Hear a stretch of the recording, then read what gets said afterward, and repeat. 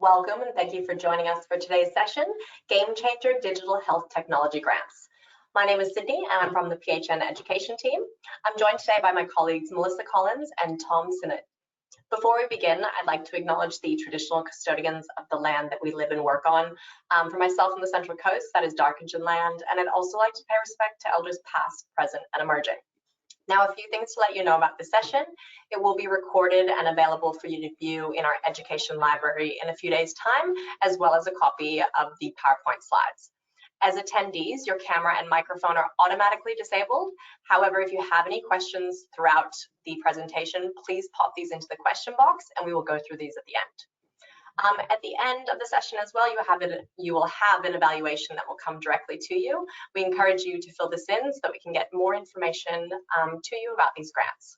Now it is my great pleasure to hand over to Melissa Collins. Thanks, Sydney. Hi, everyone. Thanks for joining today. We're very excited to provide a little bit more information to you all around our Game Changer Digital Health Technology Grants. Before I do that, though, I would like to acknowledge the traditional custodians of the lands that we're meeting on today.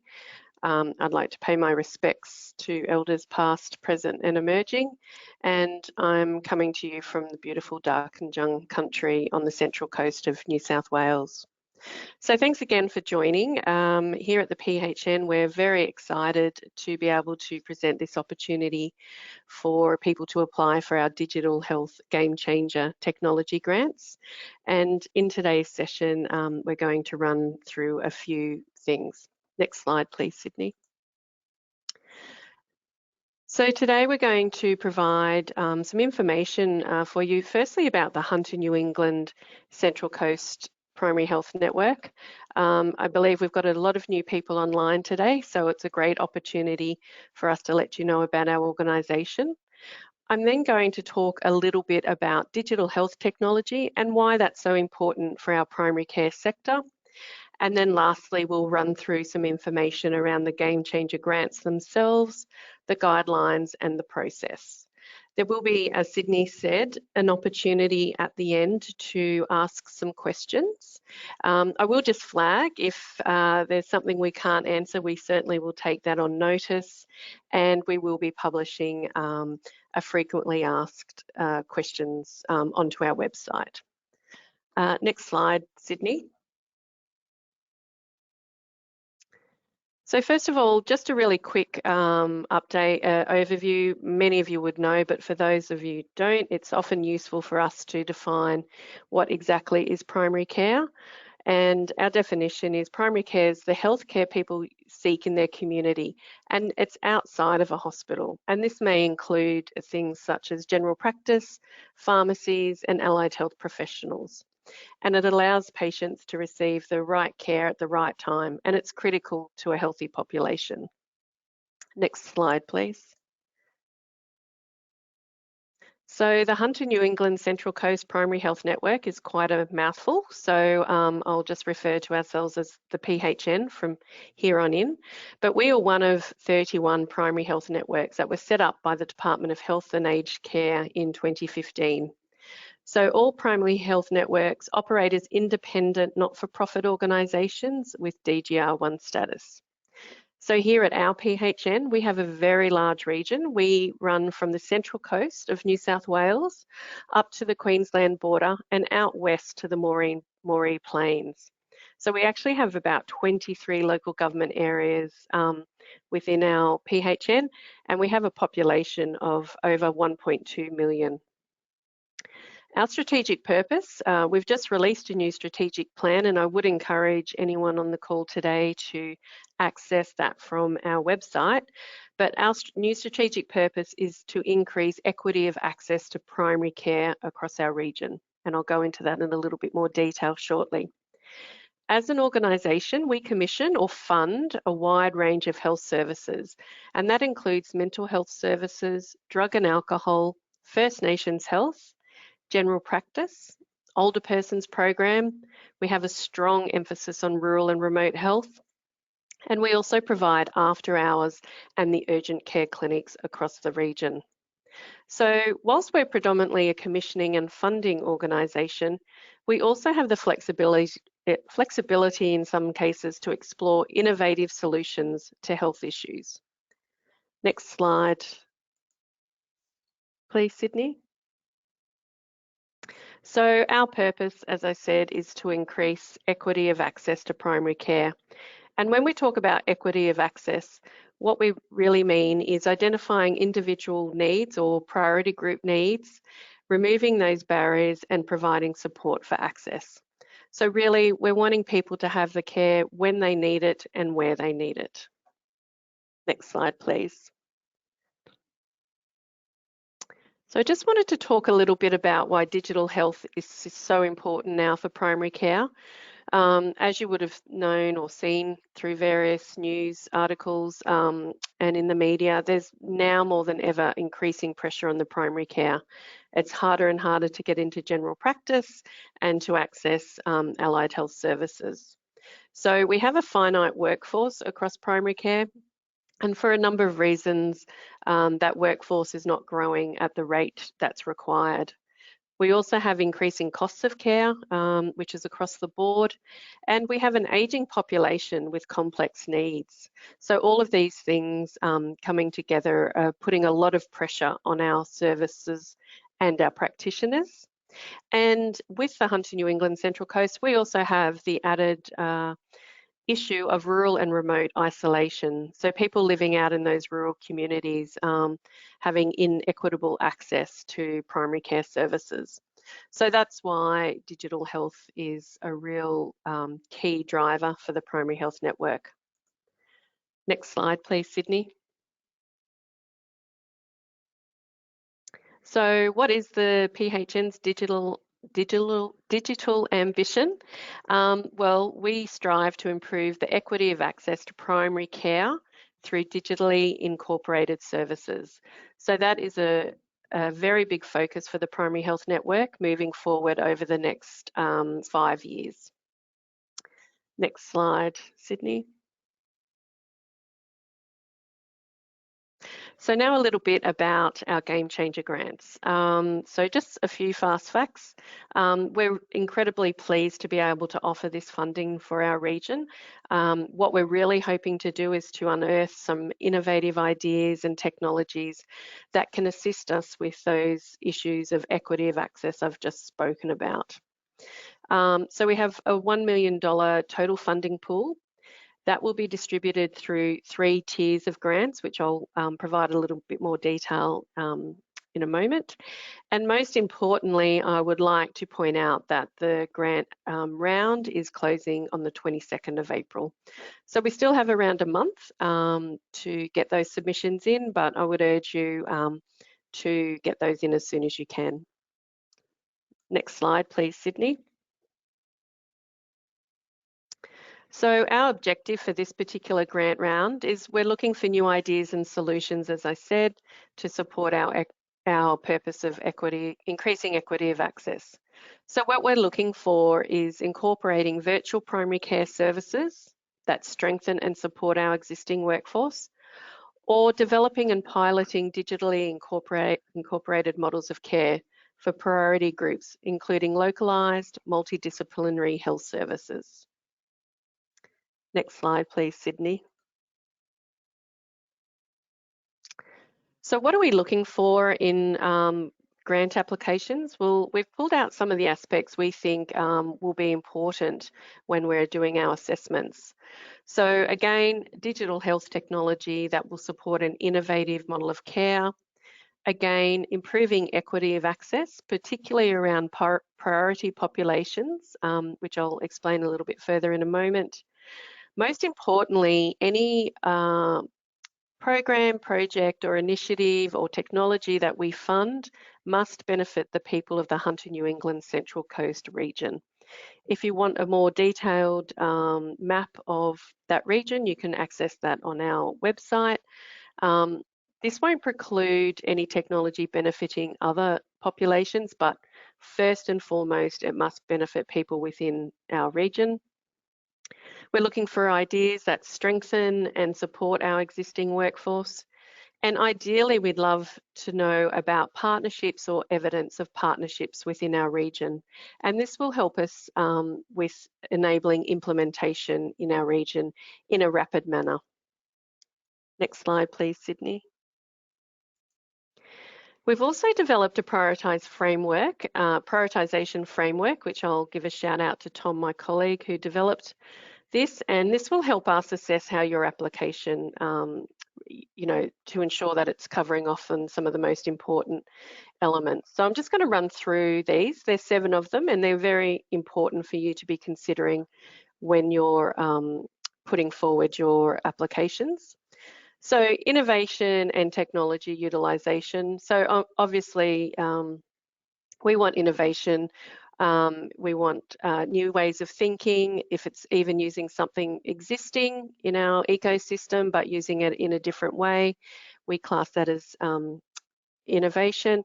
And obviously it needs to be technology or digitally based. And this might include unique telehealth services, health-related apps, AI for diagnostics, things of that nature. But always keeping in mind that our focus is on primary care, not within the hospital system. Another important aspect for us is around accessibility and inclusivity, which is one of our main drivers, as I spoke about before. We're particularly interested in solutions that support priority populations. And for our PHN, priority populations are defined as First Nations communities, culturally and linguistically diverse communities, older persons. So as we've said, we have a very ageing population, so we're really interested in older person solutions, children and young people, and of course rural and remote, which is very much very important for our PHN. We'd like you to consider interoperability, so how anything that you're putting forward can or will in the future be able to integrate with existing healthcare IT systems. So we really want to ensure that new solutions operate seamlessly within the broader healthcare infrastructure.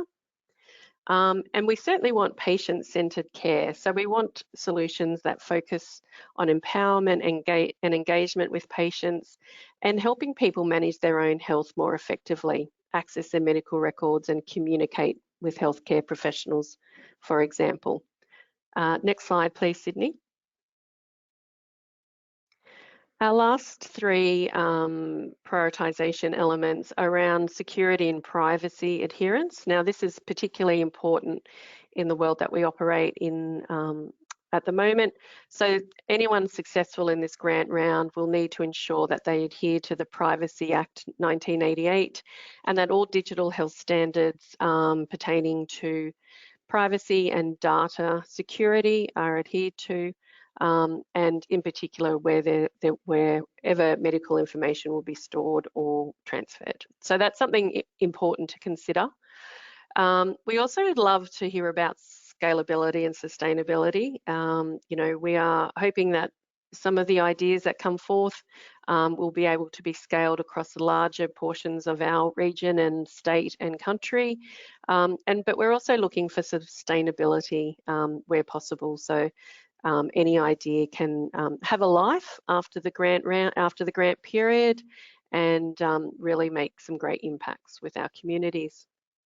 And lastly, collaboration and partnerships, as I alluded to before, where you can demonstrate existing partners or collaboration within the region, that will be highly regarded because that will ensure that we know these grants are benefiting our region, and we can see that there's an implementation plan or thoughts around that.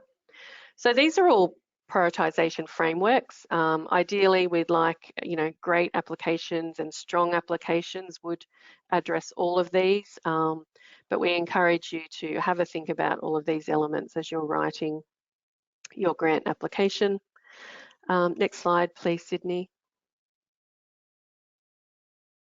So I think this slide talks to itself. So these are our 3 different grant tiers and their values. So we have a Game Changer Tier 1 grant, which is valued at around 250,000 up to 500, being the maximum funding amount. Tier 2, we're looking at $100,000 to 250,000, and then the Tier 3 is 50,000 to 100,000. Next slide, please, Sydney. So just some logistics around the grant round.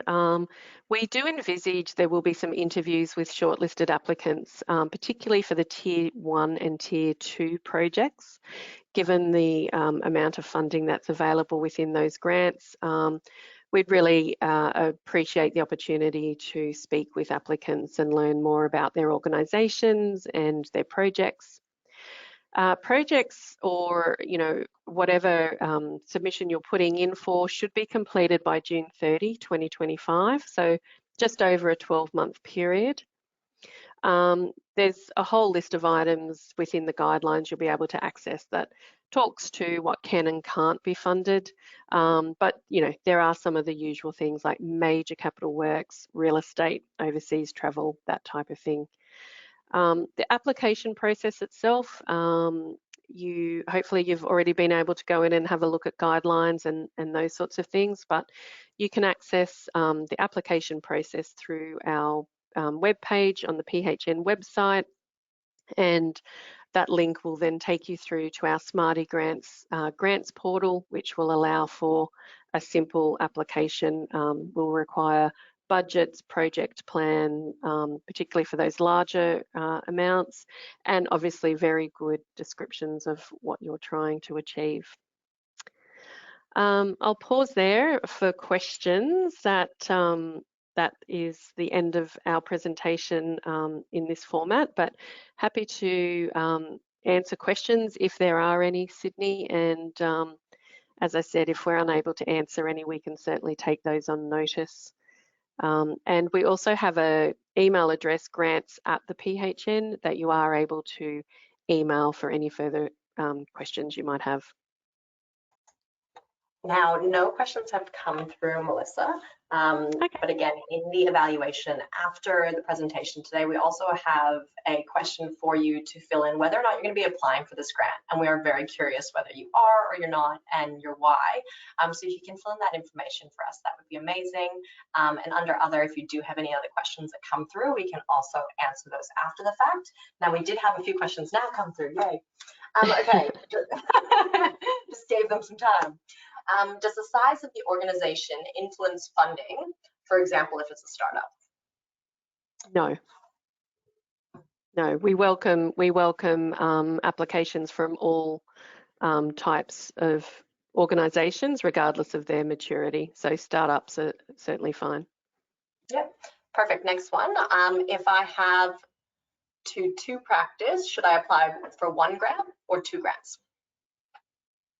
Sorry, if they have 2 practices, was that the question? That's what I'm going to shoot, yep. So if they have 2 practices, should they apply for 1 grant or 2 separate grants? If they are the same idea across 1 practice, 1 application. If they're completely different ideas across 2 practices, 2 applications. Perfect. Next one. Yeah, it did. Can you please give us some examples of some types of projects? I won't go into that. We did provide a list on the webpage of some thought-provoking examples, unless Tom, my esteemed digital health colleague, would like to jump in there. But we did provide a list of some examples. They're not exhaustive, but just things to get people thinking. So, Tom, unless you had some ideas. Yeah, no, I'd agree. Yep. Run through that list, and yeah, any more questions, just send us an email on that. Next one. Are you interested in research as well? For this particular grant round, we're interested in the practical application, so something that's supporting an innovative model of care. But we certainly, given the value of the grants, we would certainly welcome some evaluation alongside the projects. But as far as a pure research grant, these are not designed for that. Yep, perfect. Thanks, Mel. Now, you may have already answered this question, but are you able to share the presentation? Now, yes, thank you for that question. It is available in the, oh, it should have been in the handouts. It's not there right now. I will put it on the education library on the PHN website. You can just go to thepHN.com.au.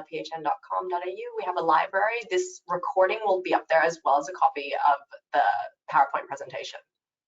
Next one, can the grant include allocation for research? So similar, like we just said, we've already answered that one. Yep. What are the IP requirements attached to the grant? Tom, I'll let you answer that. So you will have all IP. The company that is approved will have all IP. That's correct, isn't it, Mel? Sorry, I'm sorry, Sydney, was that IT or IP? IP. IP. Oh, I'm sorry. I would have answered that if I misheard. I thought it was IT, and I thought it was very broad. Sorry, Tom, the advice we're providing with IP, given that we're unsure of the, the types of projects that will come in and at what level of development they're coming in, the IP discussions will happen with the individual projects as we assess them. So it'll certainly be a discussion point that would happen in an assessment process. So there's sort of not a blanket answer for that. Perfect. And I have also just uploaded the PDF of today's slides in there. So you should have them in the handout section, which is located in the control panel if you wanted that instantly today. If not, it will be up in a couple of days. Now, next question. Can we do one application with different funding options, which may push us into different tiers? Yes, you can. And then will recording of this be available? Yes, it will. The entire PowerPoint as well as the slides will be up online. There has been quite a few requests for that. So I will also go through and grab all the email addresses and send you an email specifically with the attachments from today so that you can get that straight away. Next one, where the technology is part of a change of models of care, proactive care versus reactive care, is there the opportunity to co-design and work on funding models together to support such an initiative? Yeah, thanks. That's a really great question. And it's something we would encourage a submission regardless of where, if you've got the idea or you've got the initiative, but it's not quite fully co-designed, we would encourage submissions around that. However, I would point out that we do look to have projects wrapped up sort of in that 12-month period. But, I think at the end of the day, with this particular grant round, we're interested in really unearthing, innovative new ideas. So no matter where they are in the chain of development, we're interested to hear from you. So certainly co-design is an option. Again, I just encourage everyone to pop in your submission and, there will certainly be appetite and room for, discussion and partnership with successful applicants. Next one, if we are successful, will we have access to your PHN care data? That I will take on notice. I can't answer that, and I'll pop that up on the FAQ document. If whoever's asked that question could potentially provide more detail in the chat around what sort of data would be useful, that will help answer that question as well. Perfect. Can we apply for multiple tiers? Yes. Yes. When you ask about sustainable financial models, can you give us an example? Well, that is looking at this idea, how can it be utilised moving forward? Does it can it be incorporated into existing business models in general practice? Can MBS billing items be used in and around the technology to support the provision of the technology? Yeah, it's all those considerations of if this funding or you know, these grants are one-off time-limited funding. So once that funding goes away, how do you envisage that this technology or this model of care will be able to be sustained and embedded into our healthcare sector more broadly? It's always a tricky one, but definitely needs some consideration around that. And perhaps it's a commercial product, you know, that is available. Perhaps it's something that utilises the MBS data billing items, as I've said. Yeah, it's just something to think about. Yep, perfect. Next question. What is the last date for submissions of applications, if I can ask? The closing date was? Yeah, I'd assume that one. Oh, I thought we had that on the slides. 22nd of April. Perfect.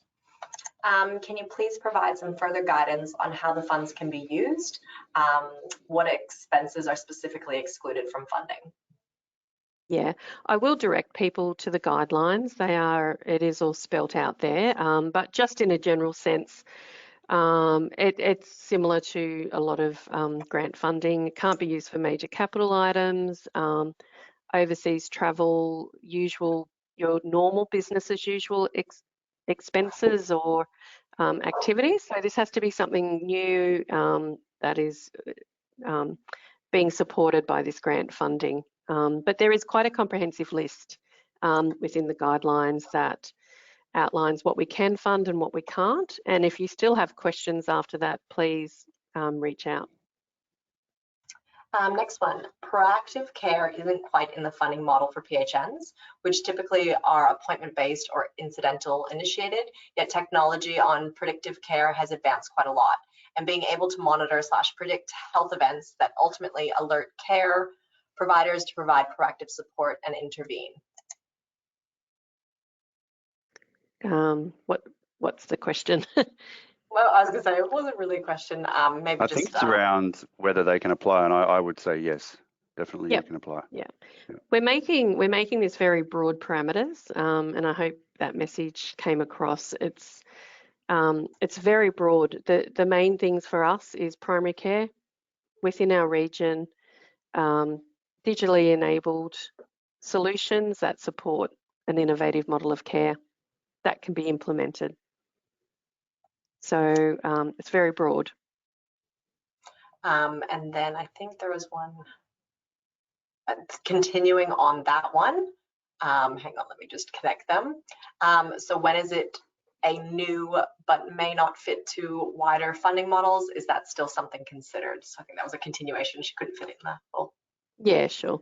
I think as I've just alluded to, we have very broad parameters, and we'd encourage people to put their submissions in and just ensuring they're focusing on those 4 or 5 things I've mentioned, plus our prioritisation framework. And yes, that's sort of the guidance there. Perfect. Next one, are the regions of priority for your PHN area, or are there regions of priority for the PHN area? No, our entire region's a priority for our PHN area. Obviously, we've called out rural and remote, thinking that technology lends itself, very well to help equity of access in that situation. But those priority populations that I spoke about before certainly are high on our list. However, that does not preclude other populations. So I should be clear on that. Whilst, focus on those priority populations are great, so long as the service or the model or the technology benefits people within the Hunter New England Central Coast region, that's what we're after.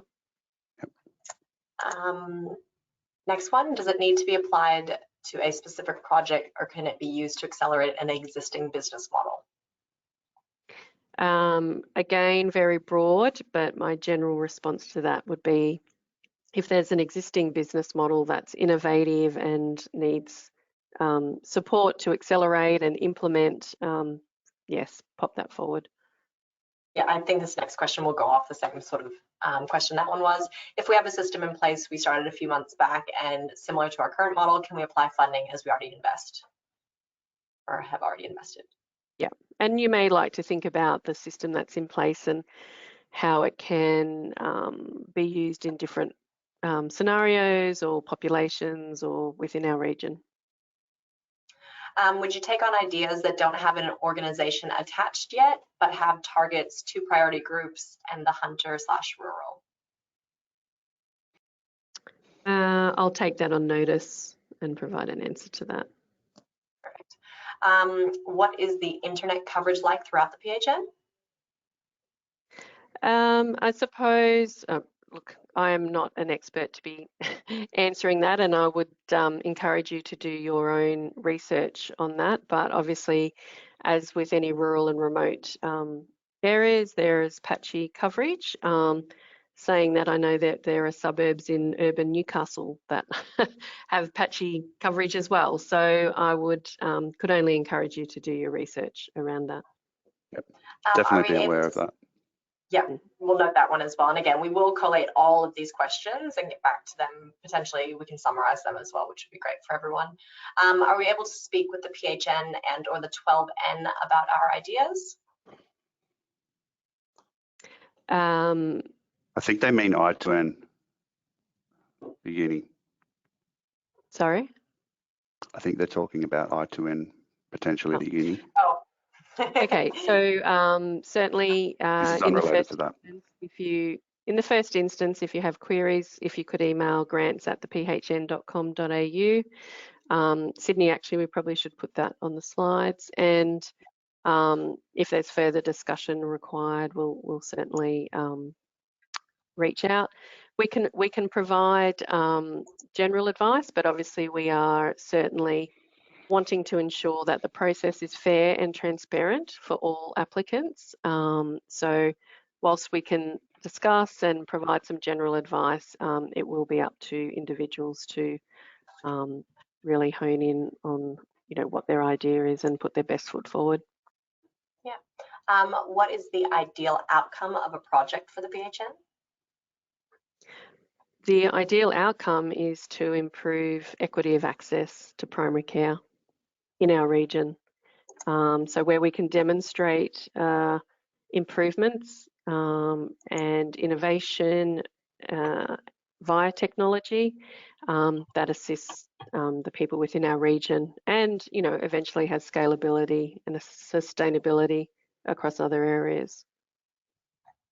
And just getting back the email address again, that was queries@thephn.com.au, is that correct, Mel? No, Grants. it's grants@thephn.com.au. I'll just put that in the chat right now so everyone can take it. Grants@thephn.com.au. It will be in response to one of the questions, but at least everyone can be able to see that there. I believe that was the last one. No more questions have come through. Here we go, one more. What is the PHN's definition of equity? So the PHN's definition of equity is enabling people to access the right care at the right time and where they're at. So removing barriers for people to access care and ensuring that they can access it in a timely manner. Perfect. Still like waiting because I seem to keep trailing. Nothing else has come through just yet, but if there are any more questions, we can definitely put them through the queries@thephn.com, or excuse me, grants@thephn.com.au. Fantastic. And yeah, I don't think there's anything else. We'll try and get this uploaded straight away. And Mel, if you want to point them in the direction again of where all that information is for them to find, I think there'll be lots of people wanting to refer to those Yeah, documents. certainly. So we've, in the slides that Sydney had put up, we've got the link to our grants page and the Game Changer grants page specifically. On that page, we have some guidelines, so you can actually just jump in there, and it's about a 4 or 5 page document, and you can work your way through that. We also have that list of, I guess, thought provokers that we popped up there as well. That's by no means exhaustive, and we're really trying not to be super prescriptive around this grant round, and just really keen to see people's ideas and, initiatives and, what comes forward without putting too stricter parameters around it. And on that page as well, there'll be a link to this session. Perfect. Well, thank you everyone for tuning in today, and we can't wait to see all your submissions. Thanks everyone, really appreciate it. Thank you everybody. Have a good day.